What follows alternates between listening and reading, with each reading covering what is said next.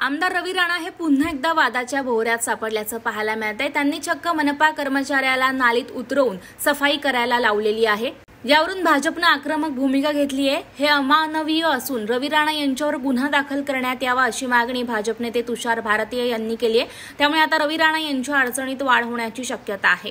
अमरावती महानगरपालिकेमध्ये प्रशासक राज असल्यानं कंत्राटदारांचं स्वच्छतेवर व सफाईवर पूर्णपणे दुर्लक्ष झालंय। त्यामुळे शहरातील अस्वच्छतेच्या मुद्द्यावरून आमदार रवी राणा चांगलेच आक्रमक झाले आणि राणा यांनी चक्क मनपा कर्मचाऱ्याला नाल्यामध्ये उतरवून साफसफाई करायला लावलेली आहे। त्यामुळे या साफसफाईच्या मुद्द्यावरून पुन्हा एकदा महायुतीत असलेला अंतर्गत वाद समोर आलेला आहे। ऑगस्टच्या आधी संपूर्ण शहर स्वच्छ राहिला पाहिजे, घरघर तिरंगा लागला पाहिजे।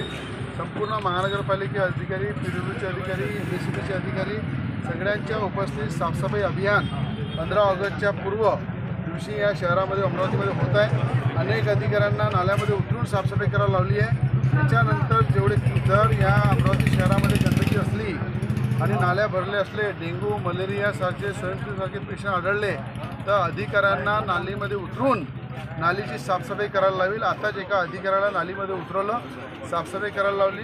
जर ठेकेदारांना पाठीशी घालत नसतील अधिकारी तर अधिकाऱ्यांच्या हाताने नालीमध्ये उतरून साफसफाई करायला लावील। साफसफाई अभियान हे 15 ऑगस्टच्या आधी पूर्ण अमरावती शहरामध्ये सुरू केलेलं आहे। गंभीर आहे। गेले 3 वर्ष झाले महानगरपालिकेमध्ये नगरसेवक ही व्यवस्था नाही आहे। त्यामुळे पूर्ण शहरामध्ये गंदगीचं वातावरण आहे आणि हे तर 15 वर्ष झाले आमदार आहे। मग त्या नालीत उतरवायचंच होतं तर स्वतः उतरायला पाहिजे होतं ना। एका व्यक्तीला त्याला त्याच्या जीवाची पर्वा न करता त्याला उतरायला लावणे आणि त्यांनीही पॅन्ट वरती करून भीतीने का की प्रेमाने जे काही असेल ते उतरणे हे तर अतिशय अमानवीय आहे। आणि म्हणून तो एक साधा कर्मचारी असेल। तुम्ही तर आमदार होते ना, 15 वर्ष झाली, तुम्ही उतरायला पाहिजे होतं। आता निवडणूक आली म्हणून तुम्हाला नाल्या दिसतात आहे, निवडणूक आली म्हणून तुम्हाला आता भूमिपूजन दिसतात आहे। जनता तुम्हाला माफ करणार नाही। या पद्धतीने एखाद्या व्यक्तीला नालीत उतरवणे ह्या तर कायद्याने गुन्हा आहे।